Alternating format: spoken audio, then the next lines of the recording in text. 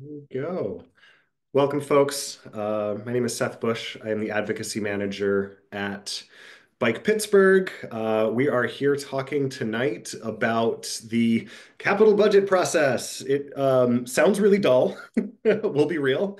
And it's so important because, as you'll see tonight, it kind of gives you a bike map of uh, your advocacy process for the year. It can really help you think about what to do when, frankly, whether or not you're going to submit a big capital budget project. This um, process gives you a window into what is the city thinking about and when, so that you can insert yourself in that process most strategically and work that process most strategically. So, that's why we're here tonight, talking about capital budgets, talking about strategy. Again, I'm the advocacy manager at Bike Pittsburgh. It is my job to help you and your neighbors advocate successfully and effectively for safer streets, safer and more accessible and more enjoyable walking and biking in particular. And I'm so glad that you're here. We got folks from all over the city, and I'm going to pass it over to. Oh, sorry. I want to say one more thing. Something we're practicing at Bike Pittsburgh is describing what it is that we look like, especially for our friends on the call who either have low vision or no vision, or maybe you're just not paying super close attention. Maybe you're on your elliptical, and it's easy, good to hear our description. So I'm light-skinned, red hair. Blue hazel eyes, wearing a button-down shirt today. I've got a blurry background, but there's kind of a shade of green behind me. And I invite everybody, as you speak tonight, if you are on camera especially, let us know kind of those details just the first time, so we get a sense of who you are, and we can almost pretend like we're in the room together. So I'm going to pass it over to Eric to introduce himself, and then we'll take it from there. Hi, everybody. My name is Eric Borer. I'm the advocacy director of Bike Pittsburgh. I am a 47-year-old white male. Um, and I have really poor lighting right now because my wife is also in a meeting and she has the room that's better set up for it in our house. Um, Anyway, I've been with Bike Pittsburgh for a long time and participated in and advocated for and tried to organize folks for a long time to get involved in the capital budget process because we've seen the benefits of it and why it's so important. We started out as one of the few groups that were showing up to these meetings and engaging in the process, and I hope, and I think that it has paid dividends over time. So we're going to get more into it later, but I just wanted to just sort of set the stage with our experience in working with the capital budget and with the city on this. Thanks. Thanks, Eric. Laura, if you're willing, I would love to have you introduce yourself because we have a lot of advocates who are like really awesome parts of this movement and Bike Pittsburgh community, and I feel like it's a good chance for you to say hi to everybody. Yeah, I'd be happy to. I'm Laura Sambuff Paris. I am a mid-30s white lady. I have bangs that are bright orange, but the rest of my hair is like a pretty normal brown color. I am in a bedroom of my house that like probably has medium lighting as compared to Eric's, but I have some dried flowers hanging in the background. You may hear my dog occasionally. I just started on January 2nd as Bike Pittsburgh's development director. So, overseeing some of the really incredible fundraising work that is already happening and supporting everything that Seth and Eric are doing to make safer streets in Pittsburgh. So, there's still a lot about my colleagues' work that I wish I understood better. So, I'm here to get to know some of you, but also, understand their jobs a little bit more deeply. Awesome. Thanks, Laura.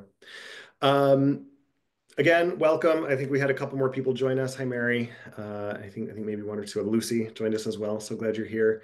Yeah, again, why we're here, one of the most surefire ways, folks, to make Pittsburgh better for biking and walking is to advocate for funding for the infrastructure that we want to see. Just about any tangible improvement that you can think of, from a bike lane to a crosswalk to a speed bump to a whole corridor safety project, is going to need to get paid for somehow. And the city's budget is what determines where the city's money goes, and oftentimes helps shine a light on where is federal funding going. It's making decisions about where grants are going, even outside of taxpayer dollars. So this workshop is going to train you how to effectively engage with the really year-long capital budget development process. We just finished, got the new budget in December, and we're starting the process all over again in the coming months here. So that you can work it, you can understand how to be a part of it, so that the mayor and city council are more likely to dedicate funding to make the change that you want. Of course, something that Eric and I, you'll hear us say over and over again, this is not the only way to get the change that you seek. There are many more ways that you can and should be building power to win our campaigns, but being part of this process and knowing how it works and using it to inform what you do when throughout the year has proven to be effective year after year. So tonight, we're going to look at a couple of learning objectives. One, what the capital budget is and how it's developed over the course of a year. Two, how you can engage with each step of the process. And then how to use that process to inform your group's activities throughout the year. So I'm going to give you a presentation about the capital budget process. Then we'll have some opportunity for questions, and we'll do some breakouts where you'll get to talk one-on-one with some people. But how does this apply to you? Like, what are you going to do with this information? We'll come back, take a look at some helpful tips, more time for Q&A, and for folks who want to stick around, we'll have an opportunity to actually workshop some of your next steps, or you might at that point say, like, I've got enough, I need to go on to my next thing, and all is well. We'll send you off on your way. So that's the plan. Plenty of time here. But before I pull up my screen and we do the lecture stuff, I want to just hear a really quick brainstorm of what are some specific infrastructure projects you would like to see happen in your neighborhood? You can either put that in the chat or raise your hand on Zoom and we can call you out. Not a lot of details, just bottom line, like what are the infrastructure projects that you would like to see happen?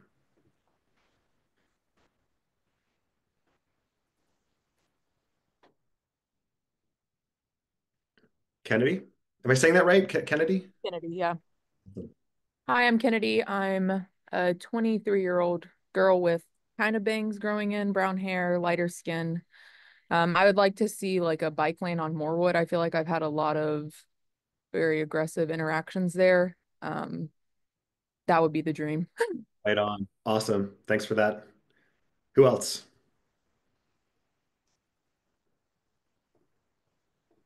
See, Thomas said South 18th Street climbing lane. Yes, hopefully we actually have that coming this year soon. We'll see what else. Neil, Jacob, I know you have some good ideas. Can I call on you? Yeah, I was just figuring out how to do the hand raise thing on Zoom. I have no idea how to do that. But hi, everyone. I'm Neil. I'm a 20-year-old white guy with kind of brown hair and a mustache. Complete Streets right now is trying to work on a Bay Street safety redesign for primarily pedestrians and cyclists. Right on. Cool. Katie, do you have something to add? You just came off onto video here. It's okay if not. Okay, great. I'm glad you're on video. Emily said better ped crossing at Penn, Fairmount, and South Negley and Coral. Absolutely. Lucy's looking to extend the bike lanes. Planned on Fifth Ave with the BRT project. That's a great one to be pushing for. Mary Moses, more speed bumps on various streets, Penn Ave being one of them. These are brilliant. I mean, I think a lot of these immediately like raise to the level of capital budget request and what you might want to include in that request. And we'll talk about what meets that threshold in a minute. And yeah, let's kind of keep brainstorming and keep thinking about what are the solutions, what are the things that you want to see implemented, the changes that you want to make. Because if you're more clear about those, it'll be easier to figure out what it is that you want to ask for. And for now, I'm going to tell you a little bit more about this capital budget process. So can everybody see my screen okay here? I see nods. That is a good sign. If you want to follow along with the slides, there is a link in the chat, and that should take you to the slides to be able to see those yourself. I don't care if you skip ahead, whatever works for you, but that might help just with your own learning, and you can download them that way too. So, how to influence the city's capital budget. That is what we are here to talk about. Um, and we start with the basic question of what is a capital budget? Well, I'll read the specific definition from the city's website, which is that the capital budget allocates public monies to projects that design, build, restore, retain, or purchase any city-owned asset that is expected to provide a long-term public benefit or propose physical improvements in an element of the city's infrastructure. So capital budgets, it's important that they have a minimum value of $50,000 and a minimum useful life of 5 years. And so the budget is ultimately a document that will show how it gets created in a moment, but it is a document that lists out all of the projects that meet these criteria for the upcoming year. And actually, each capital budget includes an outlook of sorts, even for the next, I think, 5 years, year after year. So it really is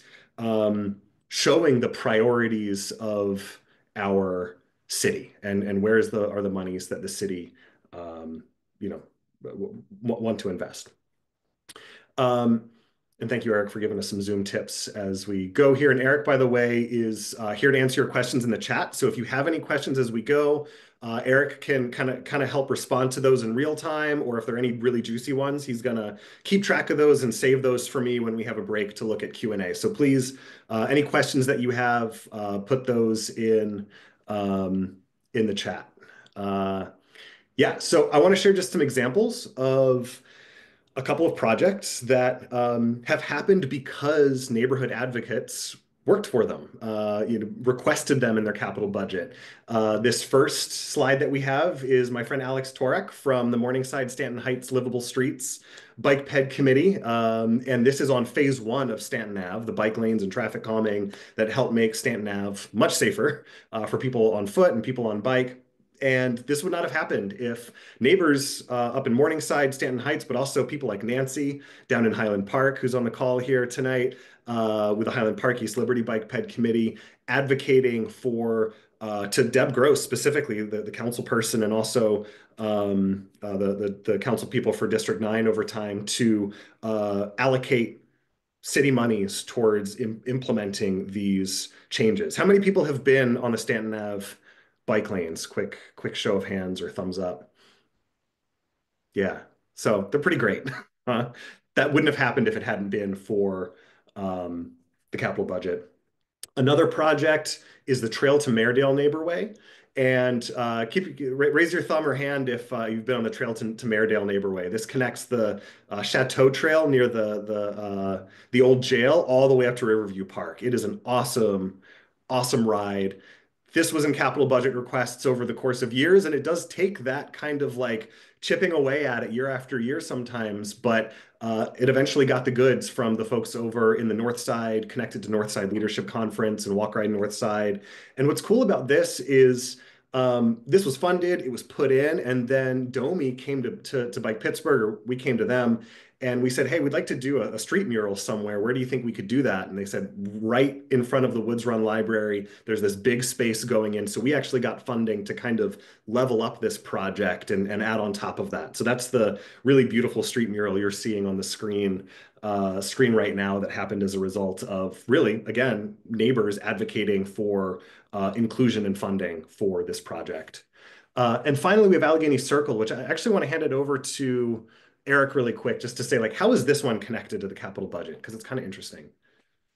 Yeah, sorry, I was answering a question in the chat.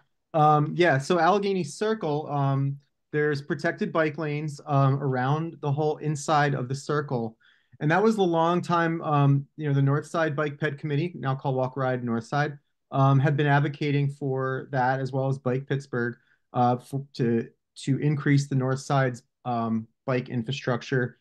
And there came an opportunity, and for a long time, the residents also wanted Allegheny Circle to become a two-way street. It used to be a one-way street, similar to Penn Circle, and people wanted to sort of reestablish it as part of the street grid. So for a long time, People have been pushing for change. And the Walk Ride North Side had also been submitting as a capital budget request over the years. Eventually it did get accepted and it got funded partly through the capital budget, but also through federal funds because it ended up being a bigger project than anybody imagined. And but using the capital budget process, it sort of raised the priority of the project. It helped raise the priority of the project and also helped, I think, get the city to figure out how to fully fund the project using a mix of funds, including federal. So, there isn't always a direct line. Like some projects, there can be a direct line. Like you can submit, and hopefully a council person will also submit, and then the project gets funded, and then several years down the road, it gets put in. Sometimes it is that clean, but often it's not, and and a bigger project like that can be more complicated. But also, you going through this process and helping submit to the capital budget just helps raise the priority for overall. Awesome. Thank you, Eric. So, what is, I hope, already very apparent to you is that public participation in this process is key. I mean, this process is going to happen no matter what, but if we're not at the table, then and not asking for what we need, we're not going to get it. And at the end of the day, it's our money, it's our tax dollars, whether it's directly what gets paid to the city or that gets paid to the federal government and hopefully comes back to us, right? We should have a say in how our tax dollars are being spent, and we have this opportunity to do it. And I think a lot of the people here are called to be civically engaged and make the most of any opportunity to shape community in a way that's really going to take good care of people. And this is the way to do it. And fortunately, the mayor's office has proven that they want to listen, right? And hopefully your council person does too. A lot of our council people have proven that they want to listen. They are excited to come and meet with you and hear about the things that you care about and help you think through how to make them happen and advocate on your behalf. But we have to come to the table. We have to meet them to make this happen. So there are a number of opportunities for input throughout this process. Like I just said, engaging with your council person, whether that's sending a letter, which we're going to talk more about in a moment. That is like the big moment, so to speak, of advocacy in this process that we found is really important. But also scheduling meetings with your council person, inviting them to a walk in your neighborhood to look at the problems and your ideas for solutions. Also going to events that they organize or they're going to be at. I mean, I don't know if who here has gotten the chance to really talk one-on-one with your council person, but a lot of those moments tend to happen out in public at public events where you can just like have a little chat with them about what's important to you. And so being present is key. There's a picture here on the slide actually of residents in Polish Hill talking with Councilwoman Deb Gross about some capital budget requests that they were planning to make. I think this was 2 years ago now. And there were some members of DOMI there in the mayor's office in that picture. And they haven't gotten everything that they've requested because they requested a lot, but they've actually gotten a number of things that wouldn't have happened if they hadn't asked for it through this process. There's also the city's Engage page. There will be in the next couple of months, a page posted about the capital budget process that kind of lays out the community engagement. There are surveys that happen there that I highly encourage everybody to engage with, and then public meetings that are held by the mayor's office. These carry a lot of weight. If you look at this year's capital budget that was just passed in December, you can scroll down to the bottom and see there's a whole appendix about community engagement that actually includes quotes from these public meetings, a map of where people came from to fill out the survey and attend the public meetings, demographics, and it's very, very clear that they're taking seriously what people say. Actually, I saw a quote in the capital budget that I'm pretty sure was from me speaking to somebody at one of the capital budget meetings. So it really does make its way into the decision-making process. And it's if there's nothing else that you take away from this training, I hope that it is you go to these public meetings because not many people go. And if you go, then you're going to have an outsized impact ultimately on the priorities in the budget. And so they need to hear more for Safe Streets. And that gets to what really is our role as advocates. And the number one thing is be the squeaky wheel. The squeaky wheel gets the grease, so to speak. Call attention to bike and ped safety issues that need to be addressed through that infrastructure investment. Everyone should be participating in this process, whether or not you're advocating for infrastructure at the scale of that capital budget. If you are, hopefully being engaged in this leads to the specific investments that you're asking for. And regardless, showing that you care, showing your attention, calling consistently for infrastructure that takes good care of vulnerable road users helps to grow the pie for bike ped infrastructure. And we are looking at a couple of years, including this one, where the mayor is saying over and over, we're tightening the belt, we're tightening the belt, we're running out of that funding from COVID relief funds. We're seeing a very concerning landscape for federal funding right now. And so the city's needing to make tough decisions about where money is going. And so they need to hear from residents to continue, if not grow, the amount that is going towards making our streets not just fast for cars and drivers, but safe for pedestrians, safe for people who bike. Um, Making requests, participating in this process adds to the pressure that our electeds feel to maintain their attention on this. Um, yeah, I think that's as much as I want to say about that. I want to show you the nuts and bolts here, which is what actually is the process, this capital budget process. It is not just one moment at the end of the year where they approve the budget. It's so much more than that. On the screen, there is a big circle, a cycle. We actually got this from the city. In January, that's the start of the fiscal year. They actually start using the budget they just passed in the previous December. That is definitely a quiet time. This is the time for you as advocates and us as advocates to do our homework and figure out what do we want to ask for next year, do the thinking, start thinking about how to make the case. In the spring and the summer, that's when we start to see public engagements. That is when we have those public meetings, that survey comes up. That is when you want to get your capital budget request letter into your council person. In the summer, directors and council people then take the letters that they got from you, formulate their requests, and then submit that to the mayor and the OMB, which is, you'll see that acronym a lot. That is the Office of Management and Budget. That office then takes those proposals, analyzes them. They have a whole scoring criteria that I'm going to show you in a few minutes that they use to make decisions about what do they recommend to the mayor to include in the budget. The mayor puts everything together, puts it into a document, submits a draft to council by September 30th. He usually makes a big announcement, presentation, press. It's a whole thing, but it's not over yet.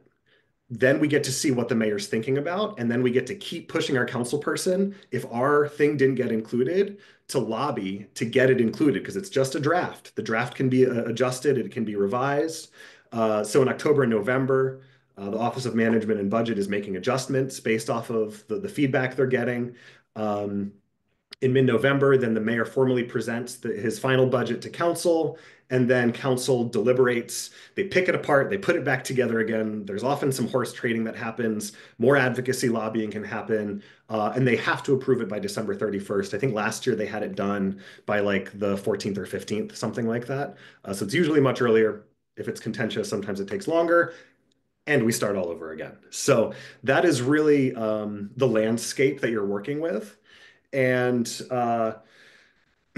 that most important part that I'm speaking to is the capital budget request letter. This is a formal letter, nicely formatted, typically from an established group that a council person has some relationship with and knows you a little bit. But if you're new, this is a great time to announce yourself, right? And become known to your council person. So a bike ped committee, like many of you are a part of, a registered community organization, a community development corporation, all of these entities are sending letters and requests to their council person asking for the investments they think are needed in the community. You address this to your council person. And then you also want to copy some key people on your letter. So we often recommend the director of DOMI, Department of Mobility and Infrastructure, Kim Lucas, your neighborhood planner, which I'll show you how to look up in a little bit here. We like to be copied on that letter, either me and or Eric, so that we know that it's going in, and then any other relevant partners. And we'll talk about partners in a moment. And you want this letter to address the mayor's stated priorities, and hopefully you've talked to your council person about what their priorities are so you can speak their language and make the case, and use that scoring criteria that I'm going to show you sort of as a template for your request. So if you use the language that the mayor is using and reference what is being put out there as, hey, here's what we're thinking for the budget, you'll stand a better chance of your request making it in there. We don't know those priorities yet, but we'll let you know as soon as there's an announcement. And we also on our website have a letter template and some examples. More on that later. I'm actually going to show you the website so you know where all of these resources are to make it really easy for you to find. So what does this actually mean for your advocacy timeline? Because this really is a year-long process. And at the top, I mentioned this can help whether or not you're actually submitting a full-on capital budget request, even though I hope you do. This can help you think about how to map out your advocacy activities for the year. So in January and February now, that's a great time to identify the project that you want to be advocating for this year. It might be something new. It might be something you've been advocating for. It's a good time to kind of go back to the drawing board, so to speak, and say, all right, we've gotten traction on this part of our campaign. We haven't gotten traction on this other thing. What do we need to talk about differently? How do we communicate? Do we need to make some changes to what we're calling for? The winter is a good hibernation time, but it's also a good planning time before the summer months when you really want to be out in the world, really advocating for what you want. Domi is also in more of a planning mode in January and February. So if there are smaller projects that you want to see happen, that's a good time to get on their list and talk to your council person about like, hey, we really need a crosswalk over here. Crosswalk is not at the level of capital budget request, but that would be the time to get on the city's list for things like crosswalks is in January and February, making sure that you're talking to your council person about that. In March, that is a great time to gather data and stories to make the case, maybe do some door knocking as the weather starts to get nice, do some canvassing, maybe do some petitioning, walk audits, bike audits. This is a great time to do that in March as it starts to get nice. Ideally, hearing stories from people about how they're impacted by safety issues. And then you can tell those stories as you meet with your council person, shape your capital budget request. In April, that would be a great time to meet with your council person, discuss your ideas, learn their priorities. What are they thinking about? They might say, man, I've really been frustrated by this intersection for a long time. I hear about it from a lot of constituents. Have you thought about that? And that might give you some ideas for, ooh, wow, we didn't realize that our council person was hearing from other people. We might be able to grow our power if we are aligning ourselves with that need. It's also a good time to find out how your council person likes to receive budget requests. The letter works great for a lot of them, but I've heard, I know at least a couple or at least one has in the past preferred a form, like a Google form of just really breaking out your request. It makes it easy for them to then map that onto the form that they have to submit to the mayor's office. So don't be shy. Don't like wait until your capital budget request is in to schedule a meeting. You should totally do that too. But talk to your council person or even one of their staffers early and often to understand how can you help them help you, right? It's also worth noting around April, late March, depending on when the asphalt plants open, that's when construction season begins. If your project isn't on the docket by then, it's probably less likely to happen in that year, although not impossible. That said, you want to pay attention to the paving schedule and you might get lucky. So every year, the DPW and the city, I'm putting a link in the chat, actually announces where in the city they're going to be in what months paving streets. Whenever they pave, they have to repaint the lines. That could be a chance to get that crosswalk, to get that bike lane, to get some really simple things. It's not going to be big hardened infrastructure, but if they're going to paint anyway, they might as well make some minor changes. We've actually seen that work before in a couple of neighborhoods where they were paving and we said, hey, how about you do this other thing too? And they say, oh yeah, we can do that. We'll just throw it in there. So keep an eye on that. You'll get reminders from us at Bike Pittsburgh when that is released, but it's very quiet now because they're not paving, but keep an eye on it. And then end of May, submit your final letter to your council person, copy that, Director of DOMI, Kim Lucas, Neighborhood Planner, Bike Pittsburgh, etc. In May and June, That's when those public meetings are typically held by the mayor. Ask questions related to your letter, what you're campaigning for throughout the summer, throughout the year. Keep up that drum beat on your campaign with other tactics. Still paying attention to that paving schedule in the fall. We didn't have public meetings in the fall last year, but 2 years ago we did. And I think before that, we typically in the city had more public meetings where the mayor shared the draft of the budget and solicited some feedback from the public. I think they were low on capacity last year, so that's why it didn't happen. But keep an eye out for it. That would be worth getting involved in. Construction season usually ends around October. DOMI kind of goes back into planning mode. The city is obviously deciding priorities for capital budget, but you want to continue to lobby for your projects until that budget is approved. It's not over until the mayor sings. I don't know. I don't think he really sings at capital budget meetings, but that would be fun. Um, Eric, I just want to give you an opportunity. Is there anything that you want to add to this, or like words of wisdom from what I've been sharing before we take some questions and do some breakouts? Yeah, sorry, I've honestly been paying. There's a vibrant conversation going on in the chat, a lot of questions. So I've been really answering a lot, trying to answer a lot of those. So pardon me if this was mentioned. I wasn't paying 100% That's all right. attention to what you were saying because I was answering the questions. But Thomas brought up a good point in a more big picture. The capital budget is not just bike ped projects. It Right. is everything the city does. So it includes everything from repairing community centers to firehouses to retaining walls to street lights to you name it. If it's a city-owned asset on city-owned property, it can be a capital budget item.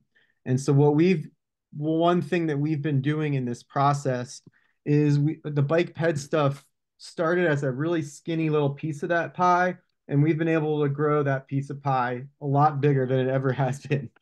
We're talking in the early days, we were like sometimes less than $100,000 per year on bike stuff and complete streets things, and now we're well into the several $1 million per year on it. And a big part of that is due to what like activating people to engage in the public the capital budget process, but also just asking for projects, or even if you don't even know a project, just contacting your council person and asking for sort of like a genre of projects, just being like, I really support complete streets projects. I think, we should make sure to dedicate more funding to this, even if you don't know what a project is. So I think any of that helps. The more they hear from people, especially on like, city council takes this process extremely seriously, and there's a very little community input. So when they get input, I think they really do truly take it to heart. So sorry, I'm trying to remember if there are any other specific questions. There's a little talk about crosswalks as a capital budget ask from Aaron. Correct. Anything over 50K is capital budget. My caveat was that sometimes a painted crosswalk may not reach the 50K threshold, and they might have other ways to like put a crosswalk in that may not be a direct capital budget request. So yeah, sometimes it can reach 50K pretty quick though, if there are maybe curb bump outs included or curb cuts for wheelchair access. Things like that may increase the cost and make it into a better capital budget ask. And Um, I want to add on to that really quick, Eric, and just say that is a perfect example of the fact that we are not engineers and we yeah, often don't know how much things cost, and you don't need to know how much things cost. If you want a crosswalk or any piece of infrastructure and you think, we're going to need money for this at some point, that is a plenty good reason to go to your council person early and say, hey, we need this crosswalk. Would it make sense for us to request it for the capital budget, or is there some other way that you can help us get this? And if it's not quite to the level of capital budget, your council person will hopefully say, yeah, no, not for the capital budget, but I'm really glad you brought this to my attention. Here's how we can push for it. I'm going to look into it. You can follow up with them on things. And who knows, maybe your council person will say, yeah, we do need a crosswalk there, and we need bike lanes and traffic calming and much more stuff along a particular corridor, and that whole corridor of treatment would raise to the level of capital budget. It would probably be well over $50,000. Yeah, So even if you don't know if it quite raises to cap budget, like use it as a reason to start talking to your council person. correct. And I want to answer one more question. Mary Moses just asked about sidewalk repair. Sidewalk repair is complex. um, but in short, if you can absolutely request sidewalk repair as long as it's on city-owned property. Now, so the not to get too in the weeds, property owners are responsible for the sidewalk in front of their property. So if it's in front of someone's house, that would not make for a good capital budget request because the property owner is responsible for it. What would make a good capital budget request for sidewalk repair would be something, say, next to a park, or maybe you want a sidewalk next to a park. And Mary, you may remember how poor the sidewalk was on 40th Street in front of, or like adjacent to Arsenal Park in Lawrenceville. And that sidewalk got fixed thanks to the capital budget and the advocates who really pushed for that sidewalk repair. There are a lot of factors involved, but people were absolutely requesting that sidewalk repair through the capital budget process, which it then got fixed because it was adjacent to a city-owned property. So hopefully that clarifies it a little bit, but sidewalks aren't always as clear cut. This is why we keep Eric around because he's just been doing this stuff for so much. He's like an encyclopedia of knowledge for how these things work. It's an awesome resource. So thanks for asking good questions, folks. We're gonna spend some time in breakout, so you get a chance to like talk with another person about this stuff. And specifically, what I want you to talk about in your breakouts, I'm going to give you six minutes. Um, which of the recommended actions on this timeline that I just shared feel doable for you? Um, which do you feel a little bit less confident about? And what questions do you have for us to discuss in this group? So I just put that in the chat. There's also a link in the chat to the slides that you can use for reference because my slides are going to go away in a moment. So you'll have about 8 minutes to talk about that with your folks. All right, folks, we are coming back. I see some smiling faces, which means that hopefully conversations, hopefully you had a good time. Yeah, I'd love to hear just some like bottom lines from folks, what actions feel doable, especially if there are any you're feeling less confident about or maybe have questions about, questions generally. We've got a couple minutes just to kind of debrief. And while we're doing that, somebody had asked in the chat for a PDF of the slides. And so I just dropped that in the chat for you to download and peruse at your leisure. But yeah, raise your hand. I'd love to hear you. But if chat is what works best, that's good too. We can get you some support. I can't figure out how to raise my hand, but I was just saying that I felt like for those of us who have done it before, I feel like writing a coherent letter and just getting it in with your council person is like 90% of the battle. And if you can do that, I feel like you've got a really good head start. And I mean, we've been fortunate that both Bruce Krause and Bob Charland have been really supportive. And in a lot of cases, they told us what to tell them. Like if you give them something that's kind of basic, but you're not really sure, and you take it to them, they will tell you like that's not going to work. You need to retool that, or here's how you could put a finer point on this request because that is something that the city is doing, or cut your losses on that one. It's not going to happen, but keep it in mind for maybe a future year. And I think one of the things that they've been helpful with is just remember no for now does not mean no forever. So like we have lots of projects and sometimes there's more budget than we could fund even if we wanted to do everything. So keep at it. Sometimes the second or third time it shows up in the capital budget, you might get what you want. Good to hear from a capital budget veteran, Thomas. I don't know how many requests you've sent, but at least 2 since I've been around, and I think quite a bit more than that. So thanks for sharing your experience there. Yeah, thanks, Thomas. That's good insight. And that aligns with what I was saying earlier. With like a lot of council people are, this is a very important process to them. So like a lot of them actually really welcome resident input and want to work with residents on getting things accomplished. So it's a great way to also just form that relationship with your council person.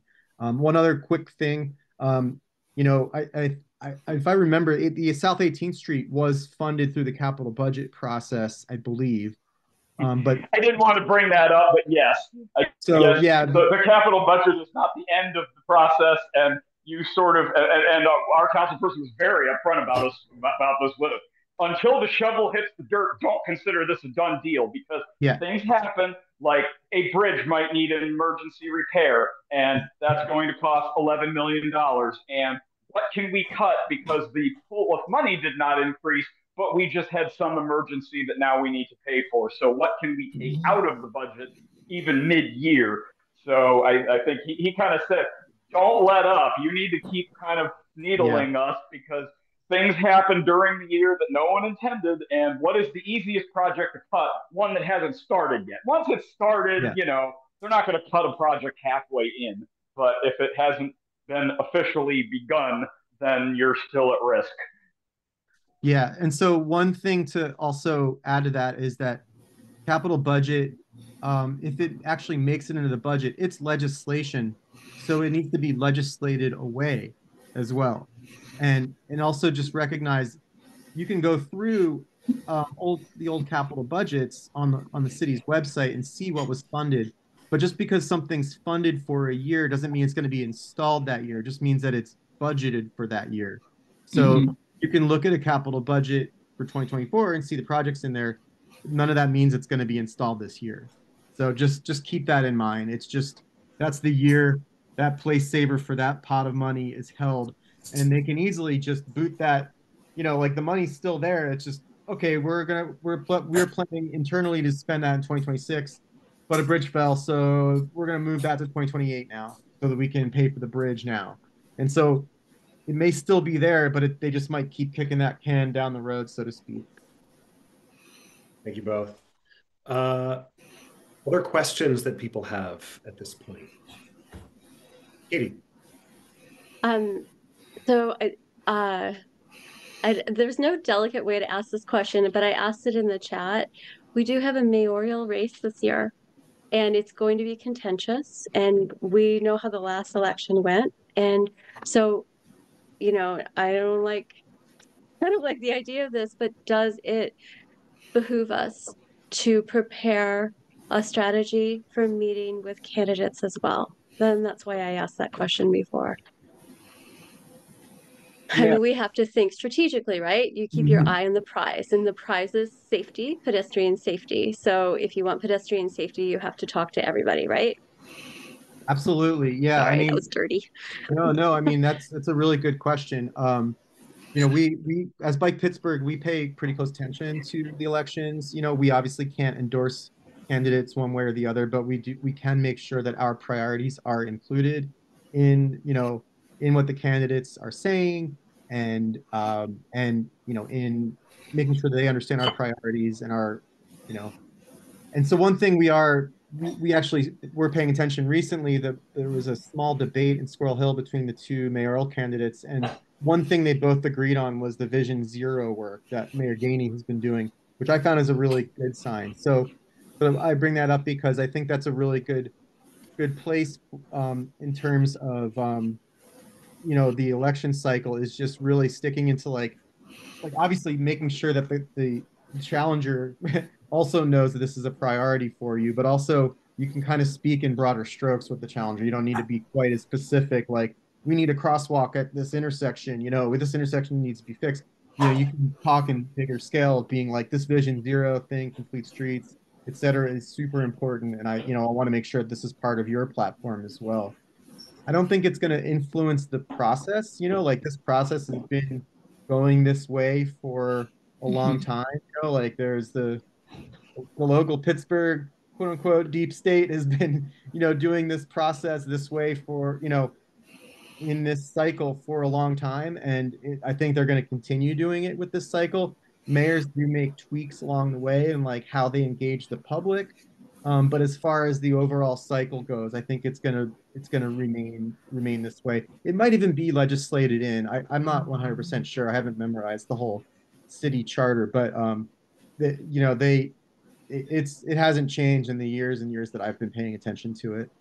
And one thing that's worth noting with a change of administration, I guess, Caduto had been in office for 8 years, and then we got Mayor Daney, and so I think there was definitely a period of time in which the mayor was getting set up and kind of determining his job and what he was going to do and how things were going to run and putting new staff in place. And so there's kind of, I guess, whenever, obviously Daney isn't going to be here forever, whether he wins this election or not. So you sort of need to play the long game of, hey, we have priorities, but every mayor is going to do things differently. And if the city council person in your district leaves, then the new person comes in and will take some time to get set up. But also, that's kind of a time to be able to speak and say, hey, things are a little in flux now. Hey, can we talk?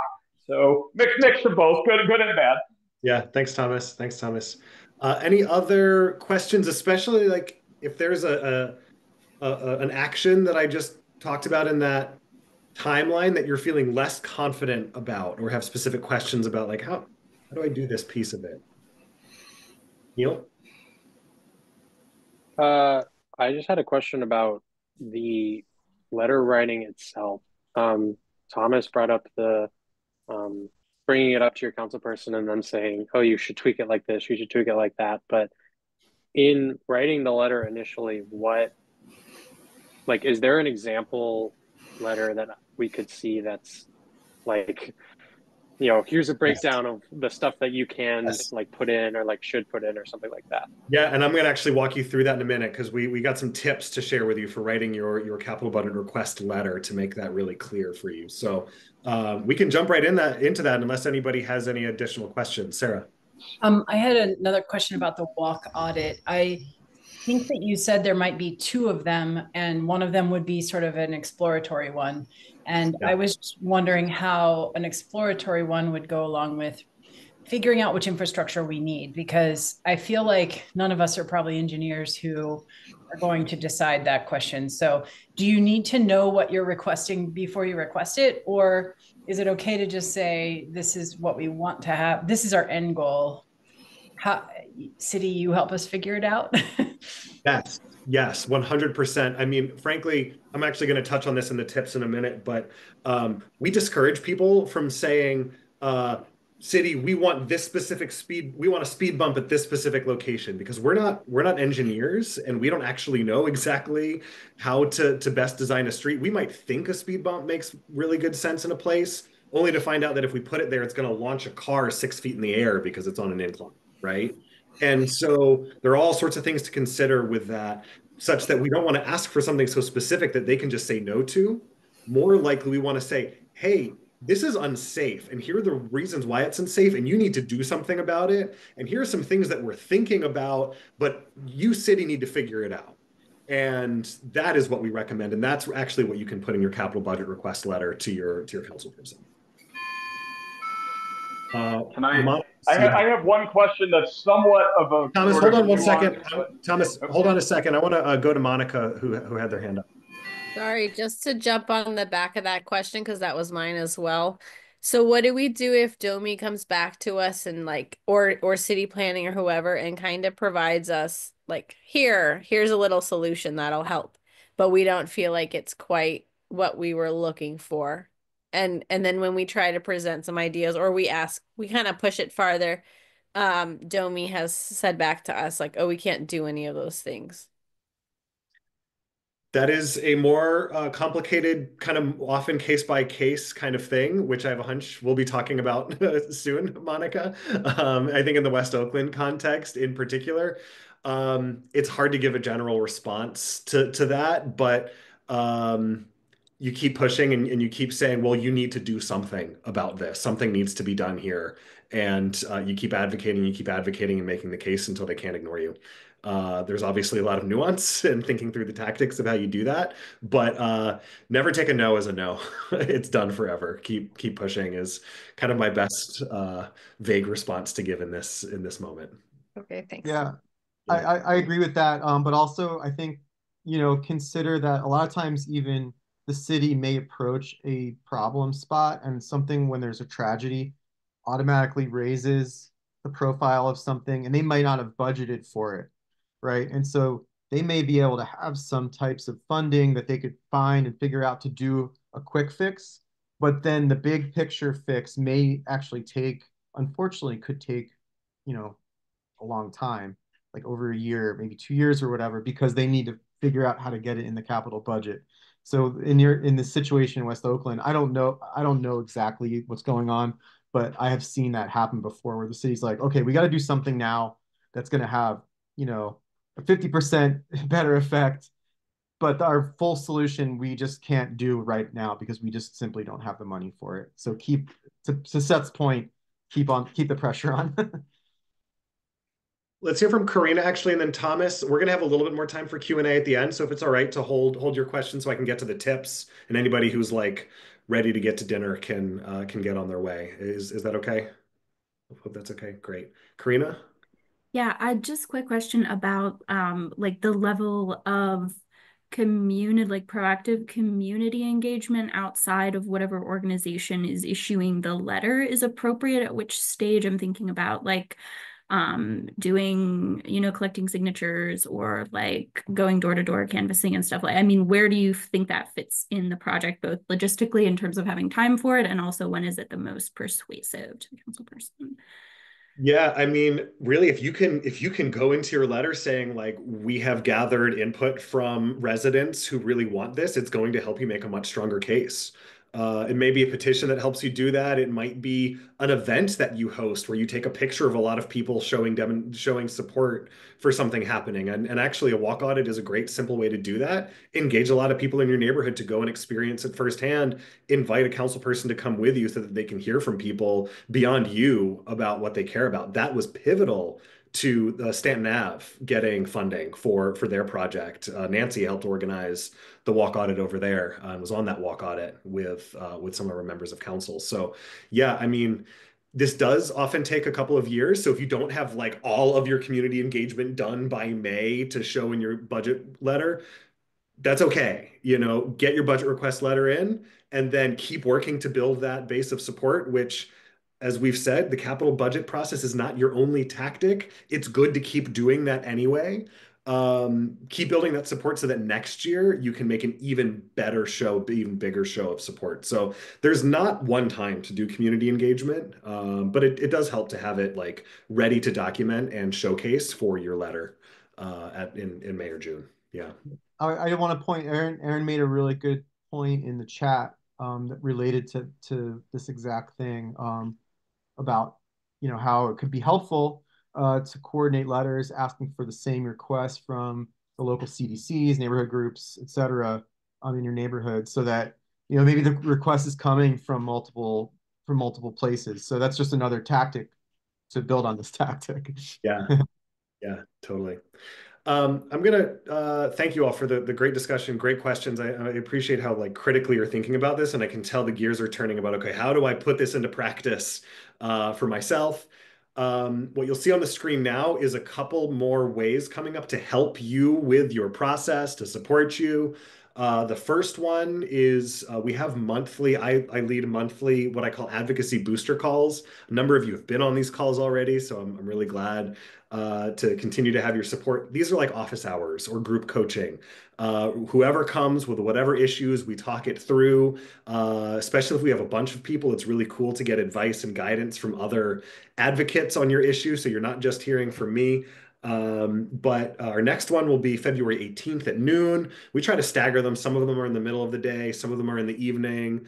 We do it different days of the week. So if you can't make this next one, hopefully one of the upcoming ones you can make. I'm going to put links in the chat for all of these upcoming programs so that you can check them out. But definitely sign up for that advocacy booster call. If you've got questions about the capital budget, that is a perfect time to talk it through. And if you can't make it, shoot me an email. I'm happy to chat with you about it too. So you don't have to wait for those, but that's a good time to do it. On March 20th at 6 p.m., we have our advocacy network gathering with Domi and Friends of the Riverfront. It's going to be a bit of a look ahead at the plans for this year. So you can kind of get it will be public, but you'll get kind of a sneak peek, I suppose, at everything that, not everything, but a lot of things that they're looking at doing this year. And who knows, maybe your project or something near you will be on the list and you weren't expecting it. So that's a good one to join for. That will be virtual. And then finally, on April 5th is our strategies for winning campaigns training. if you're just starting your campaign and you're thinking about capital budgets, then this full day training is 100% for you. You get to come in in the morning. We start at 10 a.m. On April 5th with your ideas for campaigns. We help you pick one that is really worth starting with. Throughout the course of the day, you develop a strategy. You walk away with a document that you can use to guide your next steps for the campaign that you want to run. And you can take what you learn and apply it to any other campaign, be it for Safe Streets or frankly anything else. We draw from community organizing models that have been useful for all sorts of issues all over the country. So I know Karina's participated in that. I think maybe a couple other folks here in the room have done that with us already, and I would love to have everybody here join us for that. So the sign up will be coming in the follow-up email, the link for that. So we just confirmed the location, so I'll get you that sign up link. But in the meantime, you can check out all of our workshops at the link that I'm putting in the chat. So some tips. Tips. All right, so how do you actually shape this capital budget request letter? Tip number one, think big, ask big, within reason, right? You don't get what you don't ask for. We always encourage people to not put too many requests in your letter, but you can put more than one. I often suggest put a stretch ask. Put something that is like big, bold, hairy, audacious goal. You want your council person to know you're working for it. You know it's probably going to take some time. Hopefully that stretch ask over time, as you make the case, becomes more and more realistic with the advocacy that you do. And then include one or two more moderate asks. Again, making sure that your ask is relevant to city property, not state roads or privately owned land, such as private sidewalks. Unfortunately, I know of some of our Point Breeze folks, Dallas makes the part that's state owned makes it a little bit more difficult for a capital budget request, though this process is still worth using to go to your council person and talk about those things. I did want to share, I did a little bit of research on rough examples of infrastructure costs. Take these somewhat with a grain of salt. This is from 2023 from Safe Routes, New Jersey. So a different state before inflation got quite as bad as it is now. But anyway, the numbers I think are good ballparks. Crosswalk, ballpark $1,700. Speed hump can be 8,000 to 10,000, though we've seen some in the city, sometimes closer to 15,000, depending on how complicated they are. Curb extensions can be up to like $20,000 per corner. I love that we're joined by a unicorn, Katie. That is amazing. But the quick build ones with just paint and bollards can be much more affordable, like $1,000 to $5,000. And then like very simple bike lane, just the striping, ballpark $10,000 per mile, although kind of rarely putting a whole mile of bike lane in the city of Pittsburgh, but it kind of helps you think about it. So you can check out, there's a whole like table that I found that you can reference just to help you. Again, don't take it as like, this is how much it costs, but just to help you kind of calibrate yourself. I thought that might be useful for you to share as you're thinking about what's a request. I already mentioned this, but I'll say a little bit more. Reference the mayor's priorities, criteria, forms. It's going to make your case stronger by showing how your request aligns with what the mayor has said they want to see in the budget. Each year it's a little bit different. The mayor usually publishes a set of priorities for the upcoming budget year, maybe as early as March. I think it's more often like April-ish is when we tend to see it. So look out for those. And craft your request letter to connect your desired projects with those priorities. Also, there's criteria that stays pretty consistent year to year. Some of the verbiage has changed over the past 2 years that I've been paying attention to it, but it stays pretty consistent. That will be used by the budget analysts to review each request. I'm going to show that to you in a second. And then there's also a proposal form that the mayor sends to council people and department directors that the mayor wants them to fill out to send the mayor those requests. So again, you will send your letter to the council person. The council person will take your letter and all the other requests they're getting, formulate them into a proposal form that then makes its way to the Office of Management and Budget. So we get to look at those forms. We can actually see what they look like. And if we can then make our letter kind of map onto that form, it makes it that much easier for the council person to literally copy and paste from our letter into that form. It saves them time. It makes it easier for them. This is also a great thing to talk to your council person about before you submit your letter to say, we're going to submit this letter. What can we do to make your life easier when you get it to actually include what we are requesting in your form? So I'm going to show this to you so you can actually see it. Can everybody see my screen with the green resources at the top and influencing the capital budget? So you can get here if you go to bikepgh.org, go to our work, advocacy, over to resources. There will be a tab there for capital budget. This is our guide. You can see this most recent capital budget is linked at the top. You can check out our grassroots advocacy toolkit is linked here. You can see all of the plans that we encourage you to reference that I mentioned earlier, including a website where you can find a bunch of neighborhood plans that you can reference, crash data dashboard, the mayor's priorities from 2025, so you can see what he was asking for last year. And this is that scoring chart that I talked about. There's a lot here. We're not going to spend too much time on it, but you can see there are a couple of categories: safety, project readiness. Are there other funds from outside the city, like federal funds, that are contributing to this? They're gonna have to hire staff in their operating budget? Does it improve efficiency? Does it help quality of life? Is there public support for this? So if you can show public support, then you will score better in this category.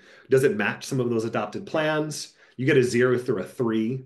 Obviously 3 is better. You want a lot of 3s on your criteria. So if you can like directly make the case in your letter for why your proposal deserves a 3 in this criteria, it will set you up for more success. And you can also see the form that the council person from last year, there will be a new one, but it'll probably be pretty similar. And Neil, this is where you can find our archive of capital budget request letters. You can see all the way back to 2017, all of the letters that Bike Pittsburgh knows about. This is why we would really love it if you send us your letters so we can add them to the archive to help us in the future. So you have access to all of this. You can check out that. And then we also have a template letter. You want to make it your own, but we give you a template that can kind of help you get started for your capital budget request letter. So we've tried our best to like make this really easy for you and work that process. And I will put the link to this resource in the chat for you. So I hope you find that useful. We've worked really hard on it and want to make it a really strong resource for you. Likewise, use data to make your case. I just pointed you to where you can find the crash data dashboard and map, so you can look at, have there been crashes, either severe injuries or fatalities of bikers, walkers along the street that we care about? Cite that information. The Allegheny County has a community need map. So if your neighborhood falls in one of those areas of historical disinvestment and higher need, that helps you to make the case. There's a lot more on our website. If you want to collect your own data, you can borrow our speed gun. Just let me know. I can show you how to use it and show you how to like use it to collect data. It's not the most precise. It's better for making the case for why you need a proper speed study, but it can nevertheless help to contribute to your letter. And it's also good public engagement. Like people like to come out and see it in use, and it's a good way to like start conversations. So again, you don't need to get too hung up on how much a project will cost when you're making the case. Just make your best educated guess. Even if you're not sure if it raises to the level of capital budget request, this is a good opportunity to try and talk to your council person and get this on their agenda, hopefully. Tie your request into existing plans is tip 4. We've already talked about many existing plans, reference them. There might be a plan for your neighborhood. Those are all listed on the resources page. And talk to your city planner too, if you can. I know Southside, Thomas, y'all are really good at this, meeting with your city planner. They might have some insight into what the city is thinking about that and prioritizing that you can reference. And it's just kind of good to have them on their team and have them aware of what you're thinking about. Even if you're not going to like reference something in a plan, but you have a plan, it's a good opportunity to bring that to your council person and say, hey, what are you doing with this plan? Like, what can you do to further the parts that are important to you? Um, and tip five, Monica, I'll answer your question in a moment. This gets to what somebody brought up earlier about finding your supporters, right? Identify partners who want the same change that you do. Talk to them, name them in your letter if possible. Have them also submit capital budget request letters. Maybe work on a request letter together and sign it together. Shady Side, Complete Streets does a really good job of this. They actually have decided every year to have all of their members sign their capital budget request letter, and they do reach out to some partners to sign on as well occasionally. So businesses, nonprofit organizations, maybe churches, anybody with impacted customers, employees, clients, members. Um, Talk to them, see what they care about, and see if you can work together to advocate for the change you want to see. Talk to neighbors, get them to sign a letter or petition showing their support of the changes that you seek. Record their stories, use that in your letter to make the case, or maybe on a walk audit with your council person or meeting. Um, and also consider your opponents. There's a picture of parked cars here because very often the things we want to have happen conflict with car culture and the strong need to store private property in the public right of way. It gets in the way over and over again. But think about, early, how can you either persuade, who might your opponents be? How can you persuade them or demonstrate their opinion is in the minority to help you make the case? And finally, tip six, be strategic about your ask. We already talked about this, but we suggest focusing on the problem and its impact, staying general about the solution, because very few of us are engineers. So asking for like traffic calming or road diet might get you further than asking for a specific speed bump that isn't actually feasible. That said, sometimes it's just obvious. You need a specific piece of infrastructure like a protected bike lane, ask for that. Like if you see that the thing you need is specific, go for it. I don't want to hold you back, but just to kind of think about when is it strategic to do that and when is it not strategic to do that. So those are the tips. Just to wrap us up here, some suggested next steps that I encourage you all to take and think about how this applies to you. Identify your projects in the next month or so, any partners, supporters who you might want to work with and reach out to. Then reach out to them, start those conversations. Set up a meeting with your council person soon. It can be difficult to get on their calendar, right? Start talking about this stuff. Submit your letter by the end of May. I'm here to help. We're here to help. Please call us in, come to a booster call, and then attend those public meetings. As soon as we have the details, I'm actually going to share a link in the chat of the appendix from the current budget that shows how important these public meetings are and that they really do take seriously the input that they get at these meetings. So yeah, please participate in that. If you're on our Outspoken newsletter, you will hear from us often about when these are happening, why, again, it's important to participate in those. So you can find those on our advocacy page as well. And finally, this is democracy, folks. We're in a time when we need people engaging daily in democracy, because if you don't use it, you lose it. I'm going to say it again. Democracy. If you don't use it, you lose it. And I was just talking to Eric on the break about how Cleveland doesn't even have a capital budget process like this. Not all cities do. We're really lucky, actually, that we have a mayor, we have a city government that prioritizes public engagement, participatory budgeting in this way. Sure, there's room for improvement, but we need to use what we have and be active. So thank you all for being so involved and engaged that you came to a training about this process. And I hope that you take what you learn here and put it to work. Think about some actions that you're willing to take over the next 3 months and call us in for support as you go. And with that, we got a couple more minutes here. I'm going to stop my screen share. If you have any questions remaining, I'd love to hear them. I'd especially love to hear, is there any support you need? Like, is there anything that would help you engage in this process that Eric and I can work on and put together for you? And thanks, Lucy, for the compliments. I love those too. So anything folks have, we got some more time here.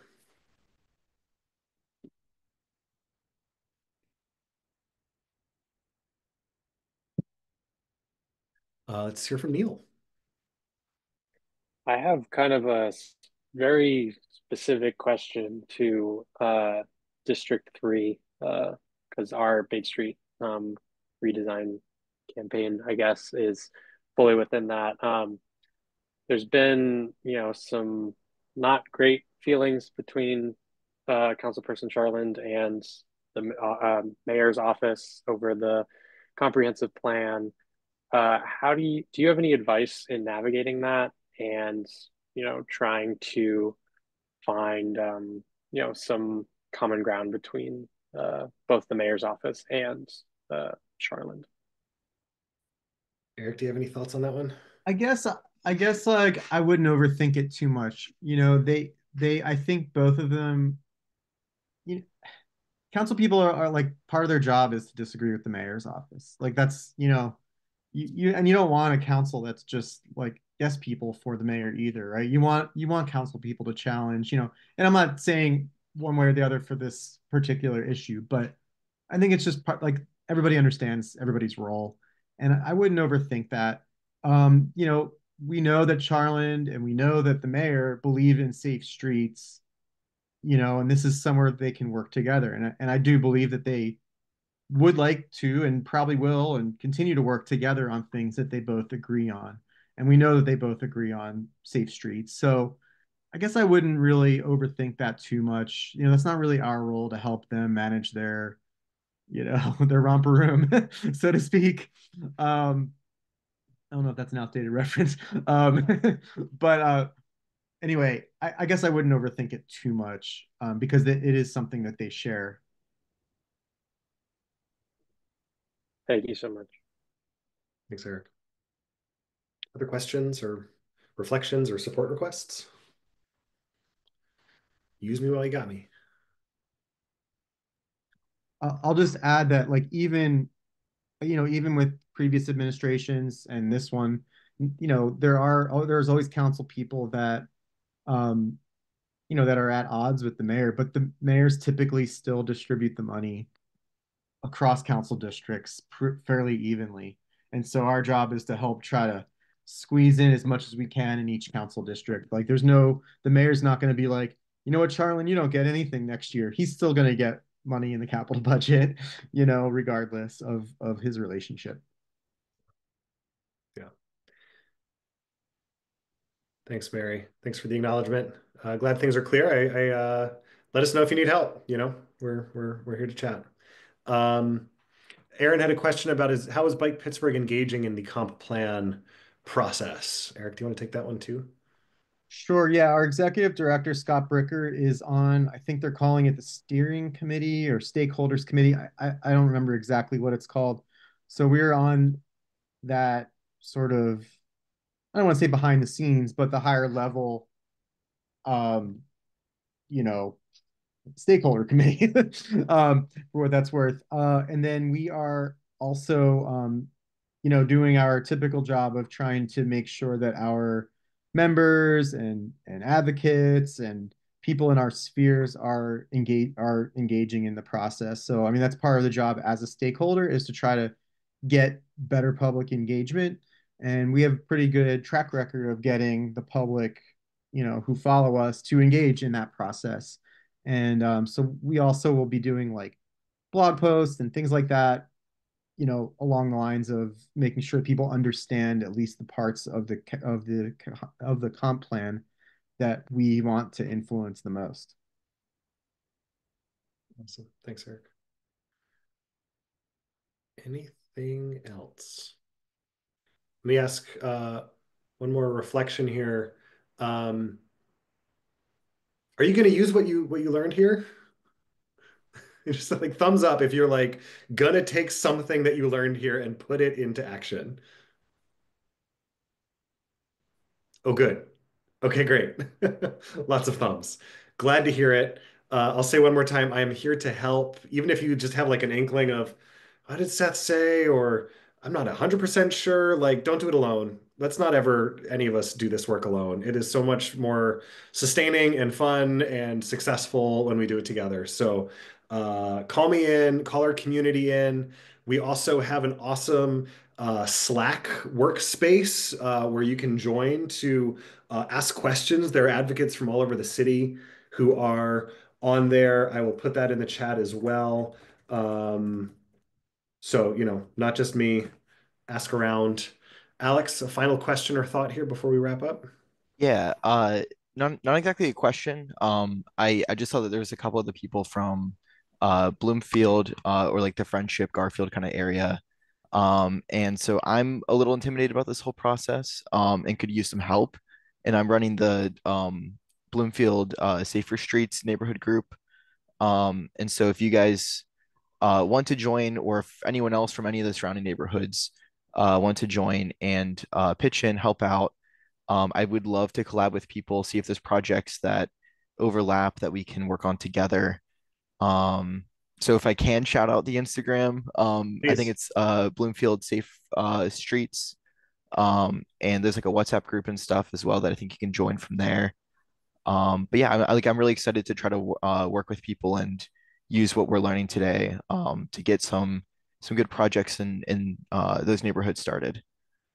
Right on. Thanks, Alex, and keep asking for support. And let me know if you have like a clear, articulate support request around bringing people together. We could send an email to some folks in your area and find some people to help. So let's think about that. That goes for anybody, like something that Bike Pittsburgh has the ability to do. We have a lot of members. If you ever want to like send an action alert or mobilize people to get engaged with something in your neighborhood, we can send an email on your behalf and I can walk you through that process. So know that that's a resource that we have available as well.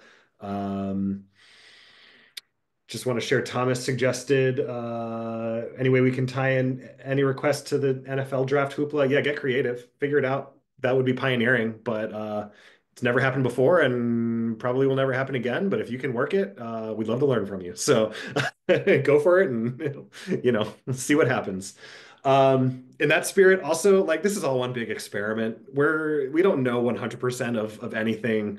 We're continuing to figure it out. So thanks for being on this journey, this adventure with us. And let's keep taking good care of each other. Have a great night and hope to see you on the streets. Thanks, Seth. Thank you.